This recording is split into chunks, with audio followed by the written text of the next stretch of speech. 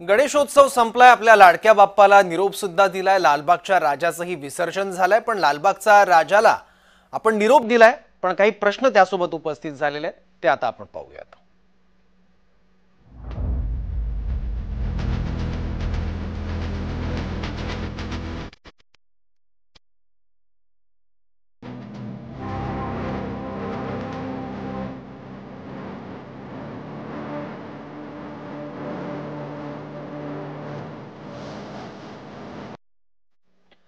गणेश भक्तांच्या लाडक्या लालबागच्या राजाचं रविवारी अखेर 33 तासांनी विसर्जन करण्यात आलं. इतिहासात पहिल्यांदाच विसर्जन सोहळा इतका वेळ लांबला. यामुळे एका गोष्टीची मात्र सामान्यांमध्ये बरीच चर्चा सुरू झाली आणि ती गोष्ट म्हणजे लालबागच्या राजाचं अति व्यापारीकरण झालंय का? पाहूयात या सगळ्या प्रश्नांचा आढावा घेणारा हा स्पेशल रिपोर्ट. देव हा सगळ्यांचा असतो. देव त्याच्या भक्तांमध्ये जात धर्म पंथ पाहत नाही. गरीब श्रीमंत तर मुळीच बघत नाही. पण माणूस पाहतो. माणूस अनेक कृत्रिम निकष बनवून आपापसात भेद निर्माण करतो. तसाच काहीसा अनुभव गेल्या काही वर्षांपासून लालबागचा राजा गणेश उत्सव मंडळात येऊ लागलाय.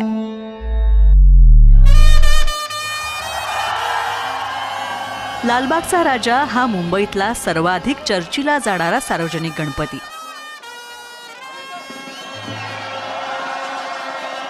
खरं तर हा गणपती उत्सव सुरू केला लालबागच्या कोळी बांधवांनी आणि काही व्यापाऱ्यांनी मिळून. 1934 सालची ही गोष्ट आहे. पहिल्या वर्षातली मूर्ती देखील कोळ्यांच्या वेशातलीच होती. असं म्हणतात की 1934 सालचा गणेशोत्सव संपल्यानंतर काही दिवसांमध्येच कोळी बांधवांची मासळी बाजाराची इच्छा पूर्ण झाली. मग काय, त्यामुळेच लालबागचा राजा हा नवसाला पावणारा गणपती म्हणून ओळखला जाऊ लागला. कालांतरानं या बाप्पाची कीर्ती ख्याती वाढत गेली. भक्तांची संख्या सुद्धा कैकपटीनं वाढली. म्हणता म्हणता काही वर्षांपूर्वी अनेक सेलिब्रिटींचं इथं येणं जाणं होऊ लागलं आणि मग सुरू झाली VIP दर्शनाची वेगळी रांग. यंदाच्या वर्षी देखील VIP दर्शनावर बरीच टीका झालीय. एवढंच काय तर 2 वकिलांनी त्या विरोधात थेट मानवाधिकार आयोगाकडेच तक्रार दाखल केलीय. लालबागचा राजा गणेशोत्सव मंडळावर केवळ याच कारणामुळे टीका होते असं नाही बरं का. सामान्य भाविकांना धक्काबुक्की करणं, त्यांच्याशी उर्मटपणे उद्दामपणे वागणं अशा तक्रारी दरवर्षी नेहमीच्याच असतात. आणि म्हणूनच प्रश्न निर्माण होतो की लालबागचा राजा गणेशोत्सव मंडळानं या बाप्पाचं अति व्यापारीकरण करून टाकलंय का? बाप्पा आणि भक्तांच्या पवित्र नात्यामध्ये मंडळ अडथळा बनू पाहतंय का? ज्या कोळी बांधवांनी हा गणेशोत्सव सुरू केला होता, आज त्यांनाच जाणून बुजून दुर्लक्षित केलं जातंय का? रविवारी सकाळी विसर्जन सुरू असताना देखील मंडळाचे पदाधिकारी आणि कोळी बांधवांमध्ये वाद निर्माण झाल्याची चर्चा होती. दरवर्षी सारखा मिळणारा मान यंदा मात्र दिला जात नाहीये अशी तक्रार कोळी बांधव करत होते. लालबागच्या राजाचं जे पारंपरिक विसर्जन आहे ते आमचे कोळी बांधव गेली 90 वर्ष अव्याहतपणे करत होते.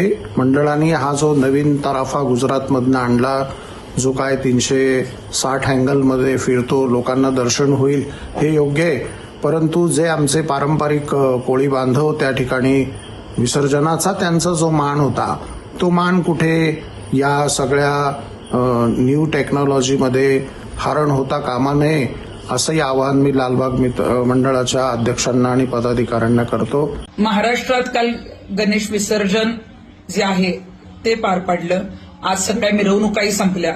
आपण जर बघितलं असेल तर लालबागच्या राजाची जी मूर्ती आहे ती मात्र अजून विसर्जन झालेली नाहीये.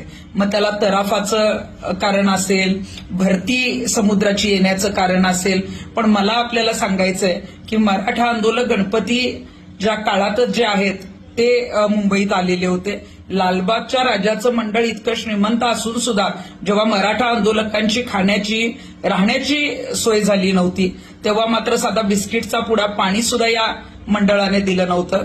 त्यामुळं मला वाटतंय की मंडळाच्या ट्रस्टींवरच जे आहेत ते गणपती बाप्पा लालबागचा राजा जे आहेत ते नाराज झालेले आहेत. त्यामुळे लालबागच्या राजाची माफी त्यांच्या मंडळाच्या लोकांनीच मागावी आणि मग मला वाटते की रात्रीनंतर सुरळीत गणपती विसर्जन होऊ शकतं.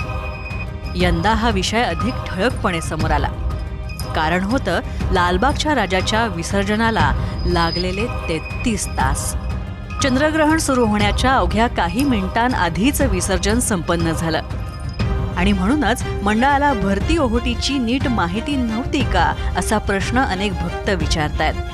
बाप्पाचं विसर्जन हा भक्तांसाठी आस्थेचा आणि भावनिक विषय असतो आणि नेमकं याच गोष्टीकडं मंडळाचं दुर्लक्ष झालं का आणि तसं झालं असेल तर त्याला अतिव्यापारीकरण जबाबदार आहे का अशी चर्चा आता अनेक जण करतायत. याचं खरं उत्तर तर मंडळच देऊ शकेल. पण त्या निमित्तानं का होईना मंडळानं आत्मपरीक्षण करावं अशी अनेक भक्तांची भावना आहे. ब्युरो रिपोर्ट, जय महाराष्ट्र, मुंबई.